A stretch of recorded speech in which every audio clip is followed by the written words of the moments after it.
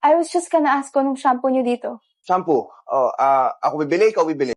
Ako na. Just give me 20. What's that? 20. Pandalawa sachet yan. May sukli ka pa. 20,000. Walang dimsum na nakakaayos ng bulok na relasyon. And wala ring noodles na pampahaba ng buhay. Kung may gustong pumatay sa'yo. Are you worried? Shh, don't be. Kasi baka dapat maalog yung utak ng fiancé mo para tuminom. Can you go now so that we can enjoy our breakfast as a complete family? Shut up! But you know who's more tired? Who? Your nails. Patay na sa sobrang pagod. Ingetera, bida-bida, those are all empty words.